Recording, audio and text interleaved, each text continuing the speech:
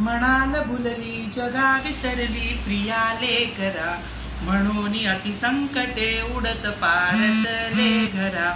नसेल वही उष्णता न चकुचित माझ्या शिरा, स्मरा मज बरोबरी त्या दया घना ईश्वरा.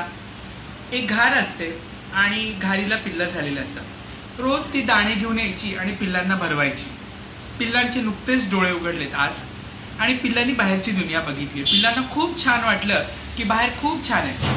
आणि आईला का उशीर झाला म्हणून एका पिल्लाच्या मनात आलं की एवढी छान दुनिया बघून आई भुलली तर नसेल.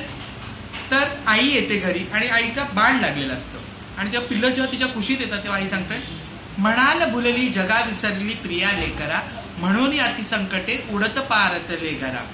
तुम्ही म्हणाल की या दुनियाला बघून मी तुम्हाला विसरलीये, पण राजानो मला बाण लागलाय. म्हणाल भुलली जगा विसरली प्रिया लेकरा, म्हणून अति संकटे उडत पारतले मी घरा.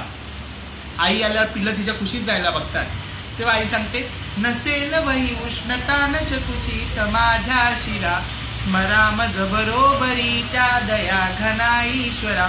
आता माझ्या पंखात ती ताकद राहिली नाही कारण की मी रक्त मंमळ झाली आहे. त्यामुळे आता ते वॉर्मनेस माझ्यामध्ये तुम्हाला मिळणार नाही.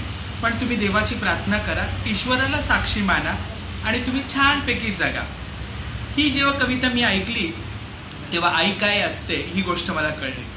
आणि जर एखादी घार आपल्या पिल्लांसाठी आई होऊ शकते तर मी आई का नाही होऊ शकत. आईसाठी होणं म्हणजे कुठल्या लेबलाची गरज नसते.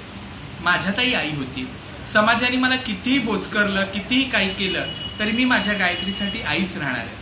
माझं कदाचित रस्त्यावरती सिग्नलवरती उभं राहून टाळ्या वाजवणं, रात्री एखाद्या सिग्नलवरती किंवा एखाद्या रेल्वे पटरीमध्ये गजरा लावून उभं राहणं तुम्हाला खटकत असेल. पण त्याही पलीकडे जाऊन माझं आणि माझ्या मुलीचं नातं मला खूप काही देऊन जातं. एक अर्धुघातली फुलं किंवा पूर्णत्वाची जाणीव जी असते ती मला माझ्या मुलीने दिली. कारण की आई होणं हे जसं एका स्त्रीसाठी सुलभ भावना आहे आणि ती तिला संपूर्णकडे नेते.